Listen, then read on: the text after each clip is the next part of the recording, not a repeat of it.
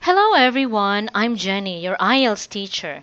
In this video, I'll be sharing the sample answers that I have made for this IELTS speaking topic.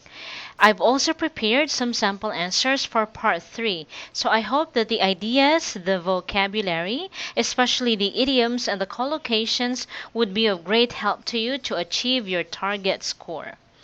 This is the topic. Describe the time when you first talked in a foreign language. If you are going to take the exam this November or December year 2020, this topic might come out. For people who are going to take the IELTS exam for the first time, getting 7 and above is so possible. And how are you going to do that? You'll just have to meet the requirements set by the IELTS organization. For you to achieve band 7 and above or 8, these are the things that you need to do. IELTS speaking have 4 criteria, so the first one is fluency and coherence. That's the most important one. In this category, you should speak fluently. There will be occasional hesitation for language or ideas, but you have to make sure that you should not make a lot of hesitations, okay? You have to make sure also that your answer is coherent and well structured. It's not messy or disorganized. Your answer to the part 2 topic should also be relevant, as well as in part 3. Meaning your answer is not off topic, it's coherent, it's connected to the question. Alright? Now, the second criteria is lexical resource or vocabulary. For you to get band 7 and above or 8 to 9, you have to make sure that you use a variety of vocabulary. You don't want to keep on using the same words. Apart from that, you also have to use idiomatic language or idioms. Why? If you use idioms, meaning your English level is advanced. For people who needs to get 6 and below, idioms are not required. So if you're aiming for a much higher score, 7 and above, you really need to use idioms. Okay? When it comes to your vocabulary, you need to show off to the examiner that you can talk about a variety of topics. So meaning, you are not supposed to use the same words again and again. Okay? Now, when it comes to grammar, you need to use a wide range of grammatical structures with very few errors. Okay? I've had students before who got band 8 or 8.5 in IELTS speaking. And you know what? They didn't really have perfect grammar. They committed some grammar mistakes, but their grammar mistakes are so minimal, you can barely notice it. Okay? But if you're making a lot of grammar mistakes, it's affecting your sentences, it makes your ideas confusing or unclear, then that's a different story. You don't really want to make a lot of grammar mistakes, okay?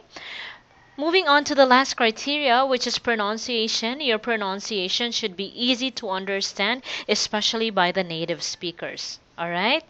So, it should be clear and accurate at the same time. There should be intonation. When you speak, you need to have connected speech, meaning you should not speak word by word. You need to sound like a native speakers. And native speakers don't really speak word by word, right? And when it comes to your pace of speech or rate of speech, you should avoid speaking too slow and too fast. It should be balanced. So overall, your pronunciation should be easy to understand, okay? Now, let us move on to the topic. Describe a time when you first talk in a foreign language. These are the bullet points: where you were, who you were with, what you talk about, and explain how you felt about it. When you see the part 2 topic or the task card, you need to decide immediately on what you're going to talk about. Remember, 1 minute is very short, so you need to be decisive. You don't really want to waste your time thinking of what or who you're going to talk about. Okay? Also, you need to identify the time frame. So in this topic, you are going to talk about the past. Why? Because of the verbs that were used here: talked, felt, talk, were. Okay? Why? Some students actually give an off-topic answer because they are talking about the present, which is wrong. So they should be talking about the future. So when you get the topic card or the task card, you need to analyze if you're going to talk about the past, present, or future. Alright? Now let us continue. Please do some shadowing. Please read with me. Well, to be honest with you, the time when I use a foreign language can only be counted on my finger. I guess I only used a foreign language twice or thrice. Several years ago, I went to Japan to have a vacation, and my husband and I stayed there for 5 days. As far as I can recall, we went there during spring and we just had a blast because we did a lot of things there. When my husband and I arrived at our hotel, we got hungry, so we went outside to grab some food. We went to a restaurant which was just a stone's throw away from our hotel. The restaurant was so cozy and the ambience was just relaxing. And it was mainly because they played soothing music. We ordered some Japanese food like ramen and sushi, and they looked so mouth-watering. Prior to leaving my country, I already knew that I needed to learn a few Japanese phrases or words. So I learned some basic Japanese phrases days before we went there. When the waiter gave our food, I said arigato, which means thank you in Japan. The Japanese waiter smiled and responded by saying some Japanese phrases. I can't really remember how it's pronounced, but I'm guessing that he said you're welcome. When we finished our food, I said uwishi, which means delicious. After we had our meal, we visited various tourist destinations, and I can honestly say that Japan has a lot of wonderful scenery. Although I only know a few Japanese words, I guess that it helped me with my trip to Japan. I think that the Japanese language is not hard to learn, especially their pronunciation. All in all, that experience was really memorable because my husband and I had a blast. If given an opportunity, I'd love to go there again for a holiday. I guess that's all I can say. Thanks for listening. Alright, so that's the sample answer. Now let us review the band 7 to 9 expressions. So the first one can only be counted on my finger. This is an idiomatic language.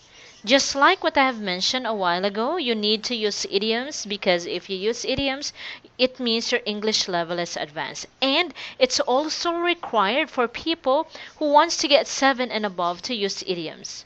What does this mean? It just simply means very rare, very few occasions. Okay? Example. Jenny, how many times did your husband give you chocolates or cards or flowers? My answer would be, honestly speaking, I can only count it on my finger. I think he only gave me like one card before and one chocolate, and that was just it. There. So it means very few occasions, very few occurrence. Okay? The next expression is to grab some food. It just simply means to eat. Instead of saying to eat, you can use this collocation. Alright? Express my gratitude. It just simply means to say thank you. So these 3 words are too simple. You'll get a low score for that. Say this expression instead. Express my gratitude. The next one, a restaurant which was just a stone's throw away from our hotel. So this is an idiom, stone's throw away. What does it mean? It just simply means very close.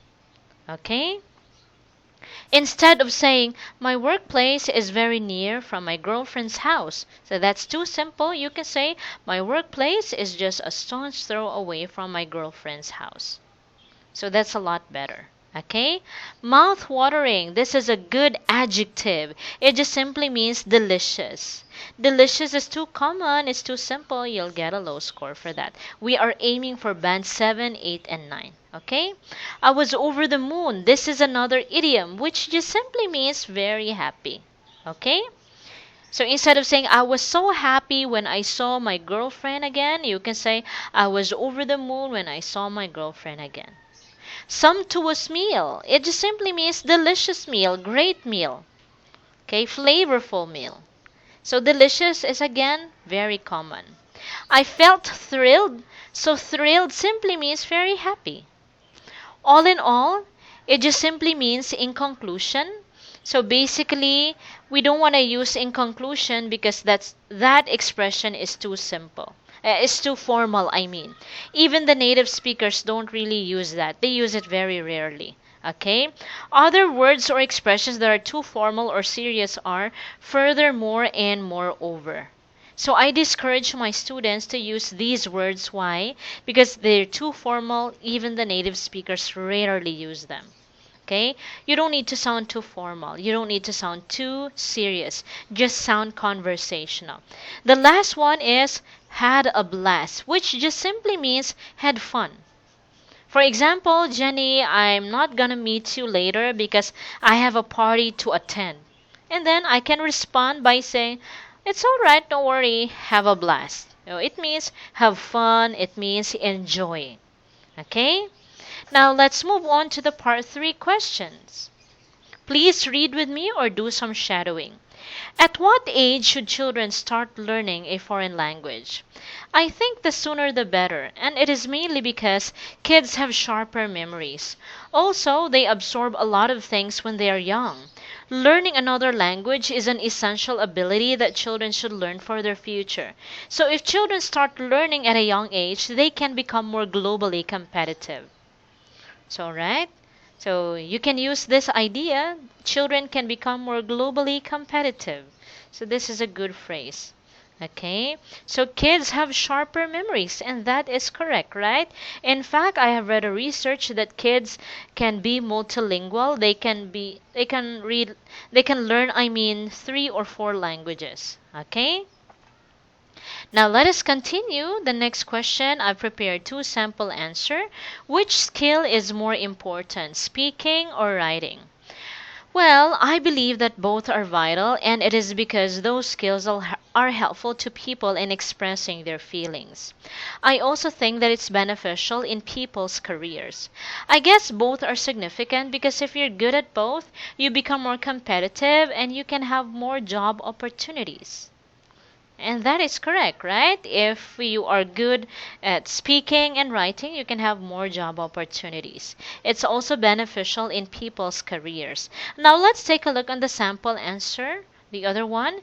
Well, I think it depends on the situation.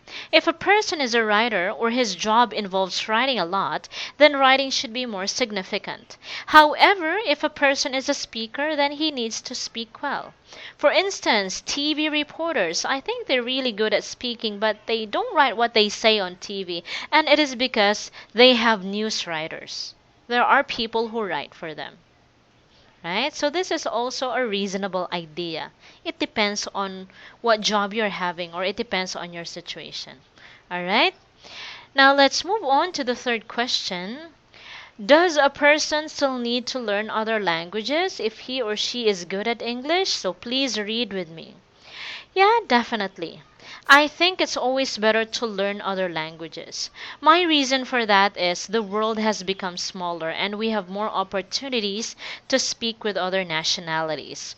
Speaking English well is helpful, but knowing other languages such as Spanish or Chinese is also useful since those languages are widely spoken.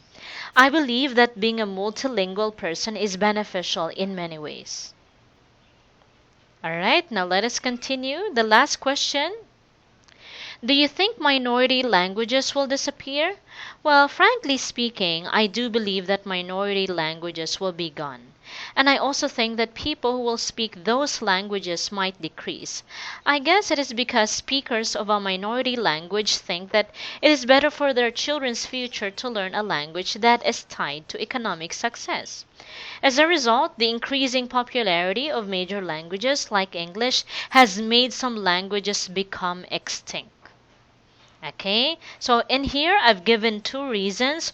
One reason is that some parents or people who speak minority languages think that their kids, it's beneficial for their kids' future to learn other languages.